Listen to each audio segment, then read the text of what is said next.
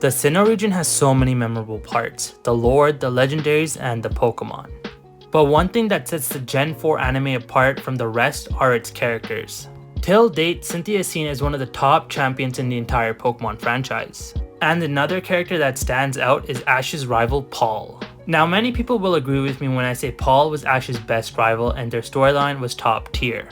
While Ash battles and trains his Pokemon with friendship, Paul has a different approach, acting more like a competitive player you'd see in a World Championship tournament. But how good was Paul actually? Were his training methods paying off? And was he trash or the GOAT?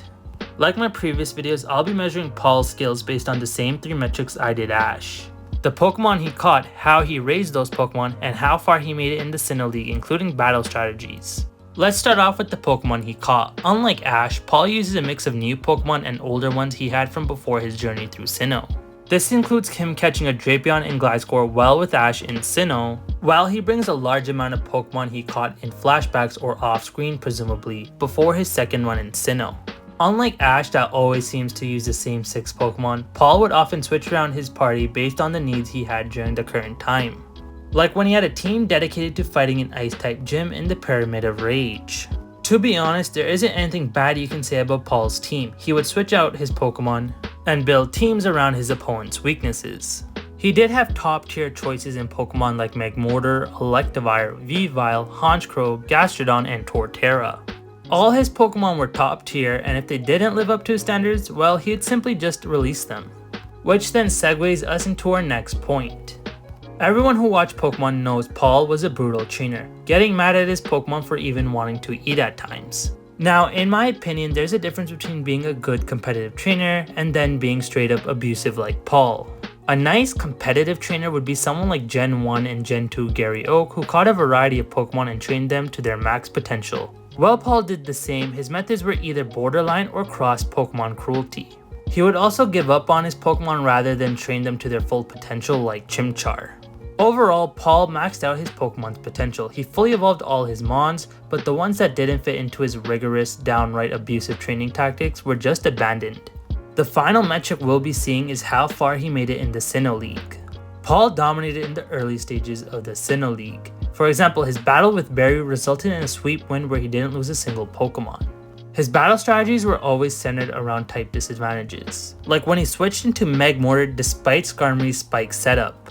After making quick work of Barry's 2 Pokemon, he switched into Electivire for Barry's Empoleon. Now, if Paul's Electivire ever had an in-game counterpart, it would be the Alpha one from Legends Arceus.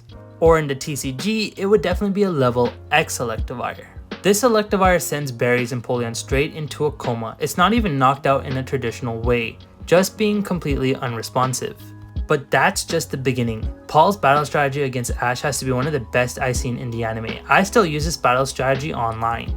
Although it can be argued Paul wasted his first 2 Pokemon, with this OP strategy he didn't even need them. He starts off by setting up Toxic Spike, which if you don't know poisons your opponent's Pokemon that touch the ground. Now normally in competitive play, people would just use a Rapid Spinner to get rid of them. But since this is the anime and Ash wants to use all the Pokemon that caught an L at Lake Valor, he doesn't have many options. All his Pokemon just keep losing until Infernape comes in clutch and burns the Toxic Spike away.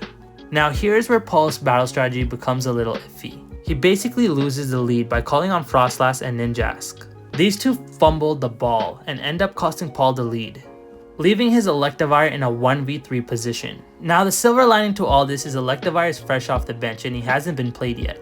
All the while Infernape, Gliscor, and Pikachu have been through the trenches fighting off Drapion, Ninjask, and Frostlass. Electivire manages to knock out Gliscor and Pikachu, which is impressive since Gliscor has an electric immunity.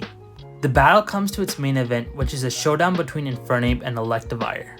This battle honestly deserves a video on its own, but the rundown is that Electivire comes close but fails to beat Infernape, knocking Paul out of the quarterfinals of the Sinnoh League. To conclude, Paul is one of the best trainers in the anime when it comes to battle strategy.